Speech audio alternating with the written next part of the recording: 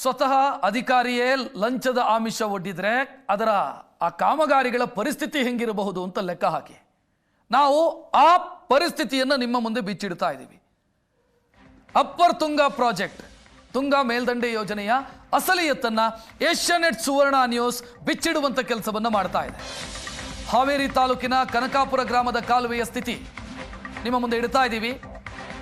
ಕಾಲುವೆ ನಿರ್ಮಾಣಕ್ಕೆ ಬಳಸಿರೋ ಕಾಂಕ್ರೀಟ್ನಲ್ಲಿ ಬಿರುಕು ಕಾಣಿಸಿಕೊಂಡಿದೆ. ಯುಟಿಪಿ ಕಾಲುವೆ ಕಾಂಕ್ರೀಟ್ ಕಿತ್ತು ಹೋದರೂ ಕೂಡ ಹೇಳೋರಿಲ್ಲ ಕೇಳೋರಿಲ್ಲ ಅನ್ನುವಂಥ ಸ್ಥಿತಿ. ಹಲವು ಕಡೆ ಕಾಲುವೆ ಒಡೆದು ಜಮೀನುಗಳು ಹಾಳಾಗ್ತಾ ಇದೆ.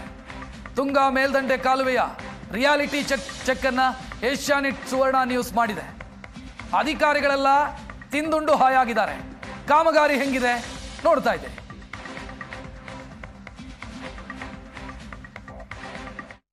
Ramakrishna K AEE Haveri UTP ವಿಭಾಗ 3 ಏನಿದೆ ಅದರ AEE ಆಗಿ ಅವರು ಕೆಲಸ ಮಾಡ್ತಾ ಇದ್ದಾರೆ ಅಧಿಕಾರಿ. ಆ ಅಧಿಕಾರಿಗೆ UTP ಕಾಲುವೆ ಬಗ್ಗೆ ಮಾಹಿತಿ ಕೊಡಿ ಅಂತ ಹೇಳಿದರೆ 10,000 ರೂಪಾಯಿ ಕೊಡ್ತೀನಿ ಅಂತ ಹೇಳಿ ದುಡ್ಡಿನ ಆಫರ್ನ ಕೊಡ್ತಾರೆ. ಯಾರಿಗೆ ಕೊಡ್ತಾರೆ? ಒಬ್ಬ ಸಾಮಾಜಿಕ ಕಾರ್ಯಕರ್ತ ಪ್ರವೀಣ್ ಅನ್ನುವಂಥ ವ್ಯಕ್ತಿಗೆ ಕೊಡ್ತಾರೆ. ಹಾಗಾದರೆ ಮಾಹಿತಿಯನ್ನು ಕೊಡಲಿಕ್ಕೆ ಹಿಂದೇಟು ಹಾಕಿದ್ದೆ ಯಾಕೆ ಅಧಿಕಾರಿಗಳು? ಆಗ್ತಿರೋದು ಯಾಕೆ? UTP ಇಂಜಿನಿಯರ್ಸ್ಗಳಿಗೆ ಒಂದಿಷ್ಟು ಕನಿಷ್ಠ ಮಾಹಿತಿಯನ್ನು ಕೂಡ ಕೊಡಲಿಕ್ಕೆ ಇವತ್ತು ಆಗ್ತಾ ಇಲ್ವಾ? ನಾನಿವತ್ತು UTP ಕಾಲುವೆ ಬಳಿ ಇರುವಂತಹ ದೃಶ್ಯಾವಳಿಗಳನ್ನು ತೋರಿಸ್ತಾ ಇದ್ದೀನಿ. UTP ಕಾಲುವೆ ಪರಿಸ್ಥಿತಿಗಳೇನದು? ಹಾಗಾದರೆ ಕಳಪೆ ಕಾಮಗಾರಿಗಳನ್ನು ಮಾಡಿದ್ದಾರಾ?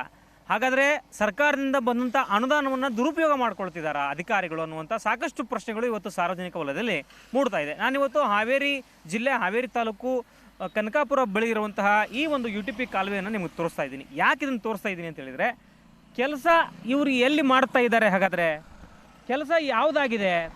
ಹಾಗಾದರೆ ಮಾಹಿತಿಯನ್ನು ಕೇಳಿದರೆ ದುಡ್ಡು ಕೊಡ್ತೀವಿ ಅಂತೇಳಿ ಪ್ರವೀಣ್ ನೆಲೋಗಲ್ ಅನ್ನುವಂಥ ಕಾರ್ಯಕರ್ತರಿಗೆ ದುಡ್ಡಿನ ಆಫರ್ನ ಅಧಿಕಾರಿಗಳು ಓಪನ್ ಆಗಿ ಫೋನಲ್ಲೇ ಹೇಳ್ತಾರೆ. ನಾನು 10,000 ರೂಪಾಯಿ ಕೊಡ್ತೀನಿ, ಸುಮ್ಮನೆ ಇದ್ದು ಬಿಡ್ರಿ, ಯಾವ ಮಾಹಿತಿನ ಕೇಳಬೇಡಿ ಅಂತ ಹೇಳ್ತಾರೆ ಅಂತ ಹೇಳಿದರೆ, ಇವ್ರು ಯಾವ ರೀತಿ ಕೆಲಸ ಮಾಡ್ತಿದ್ದಾರೆ ಅನ್ನೋದಕ್ಕೆ ಒಂದು ರಿಯಾಲಿಟಿ ಚೆಕ್ಕನ್ನು ನಾನು ಇವತ್ತು ಮಾಡಿ ತೋರಿಸ್ತಾ ಇದ್ದೀನಿ ಸುವರ್ಣ ನ್ಯೂಸ್ ಕಡೆಯಿಂದ.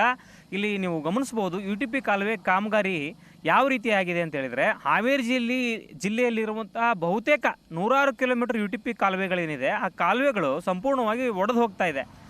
ಕಳೆದ ವರ್ಷ ಮತ್ತು 2 ವರ್ಷಗಳ ಹಿಂದೆನೂ ಕೂಡ ಈ UTP ಕಾಲುವೆ ಅನೇಕ ಕಡೆ ಬಿರುಕು ಬಿಟ್ಟು ನೀರು ಬಸಿದು ಅದು ಒಡೆದು ಹೋಗಿ ಸಾಕಷ್ಟು ರೈತರ ಜಮೀನುಗಳಿಗೆ ಸಮಸ್ಯೆ ಆಗಿತ್ತು.